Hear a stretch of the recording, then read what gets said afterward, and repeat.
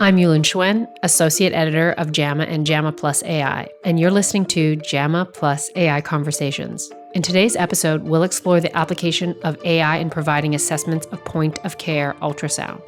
Joining me is Dr. Cristiana Baloescu, an Assistant Professor of Emergency Medicine at Yale University School of Medicine. Dr. Baloescu's research spans a diverse range, such as leveraging machine learning for advanced ultrasound interpretation in the clinical setting.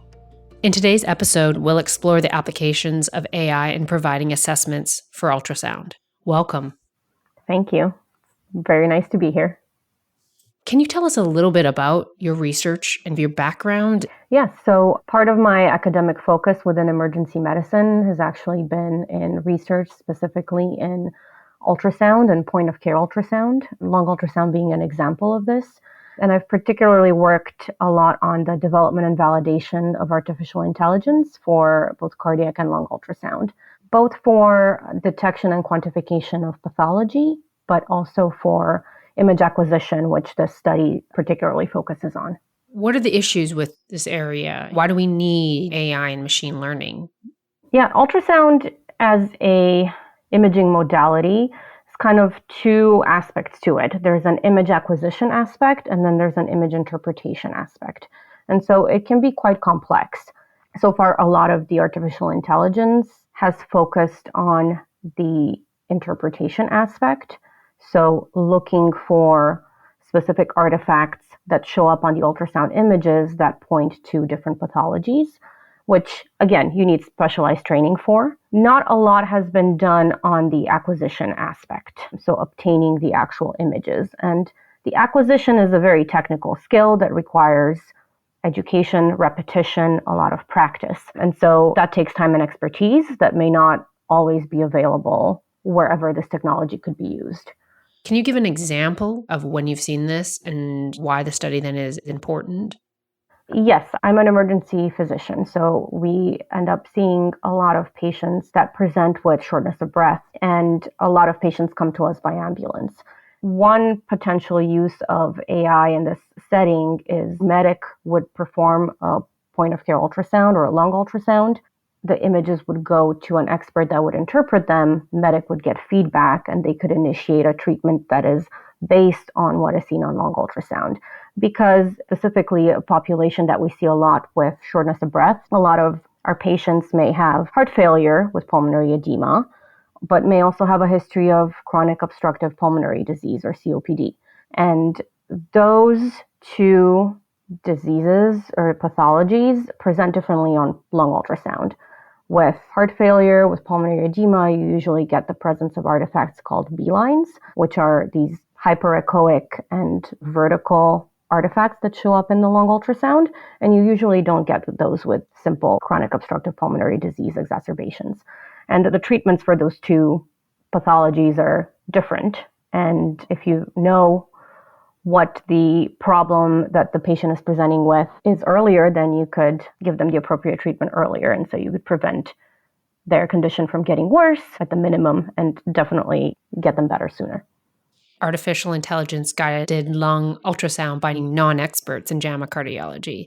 So can you tell me a little bit about this study? Yeah, so this was a multi-center validation trial that evaluated the ability of artificial intelligence to guide and facilitate the acquisition of lung ultrasound clips that were of diagnostic quality by a group of healthcare professionals. The majority of them had no significant lung ultrasound experience. Subjects in the study underwent 2 lung ultrasound examinations, one that was performed by a lung ultrasound expert without using AI, and the second one was done by a trained healthcare professional, or THCP is the abbreviation we use, with the use of AI.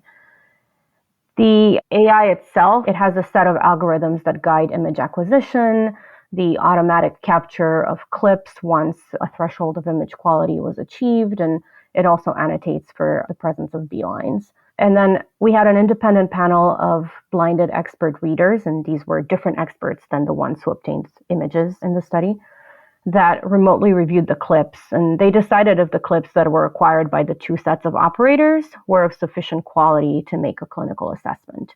The primary endpoint was the proportion of the studies that hit that diagnostic quality threshold in both groups. And so 98% of the studies that were acquired by the trained healthcare professionals using AI guidance were of high diagnostic quality. And there was no significant difference to the proportion of the quality studies obtained by the lung ultrasound experts without utilizing AI assistance. So where do you think we go from here then? I think where we go from here is seeing how well it performs, not in a clinical trial, but in the real world, and maybe integrating some of the image interpretation artificial intelligence. Can you tell me what happens in the real world? I think there's a combination of factors, as it's not a simple answer, and it probably depends a lot on the situation.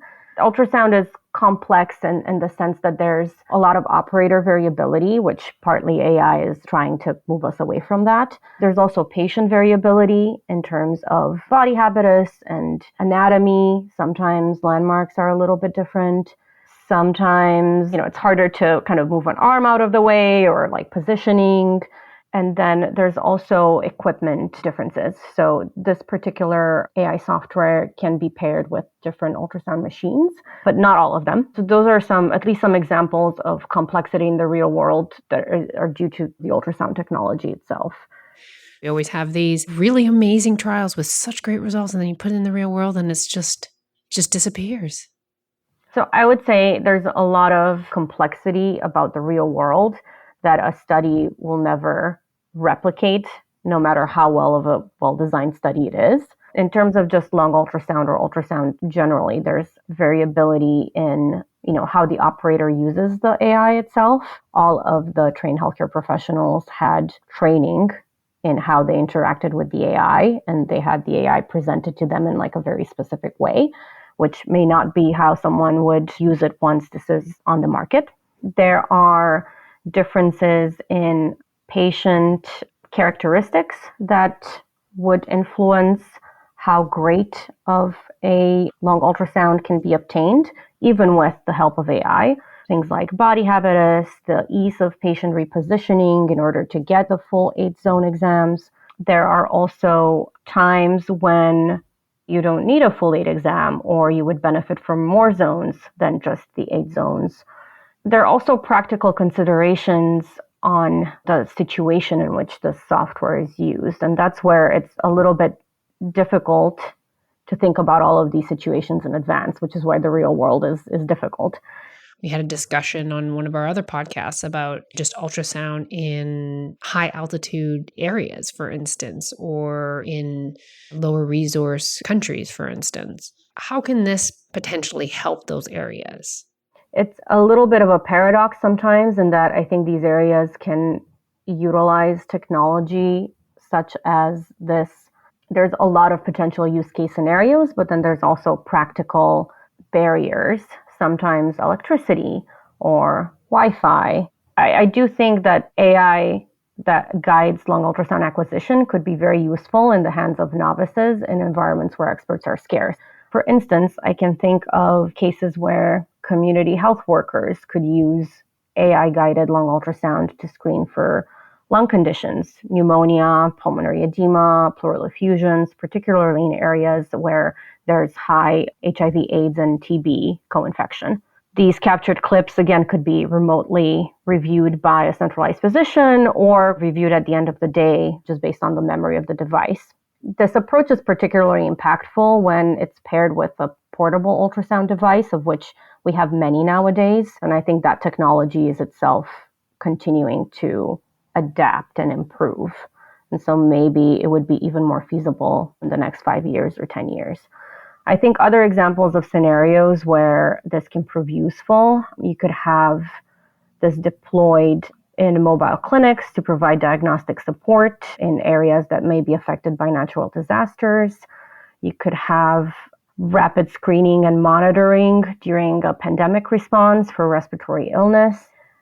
We have seen some increased research looking at patient-performed ultrasound. And so I think with further testing, with obviously the relevant approvals, this technology could pave the way for remote monitoring of patients in home-based care settings. And this is not only in resource-limited settings, but also in higher resource settings where perhaps a more cost-effective way of taking care of their patients is in their homes. There's home hospital programs that I think have gotten started in several areas in the US that I can think that they would benefit from this. Well, thank you so much for being here. I really appreciated this conversation and lots to learn about advancing ultrasound interpretation. Thank you very much. It was really nice to talk to you about this. I am Yulin Hswen, Associate Editor at JAMA and JAMA Plus AI, and I've been speaking with Dr. Cristiana Baloescu about AI-guided ultrasound. You can find a link to the article in this episode's description, and for more content like this, please visit our new JAMA Plus AI channel at jamaa.org. To follow this and other JAMA Network podcasts, please visit us online at jamanetworkaudio.com or search for JAMA Network wherever you get your podcasts. This episode was produced by Shelley Steffens at JAMA Network. Thanks for listening.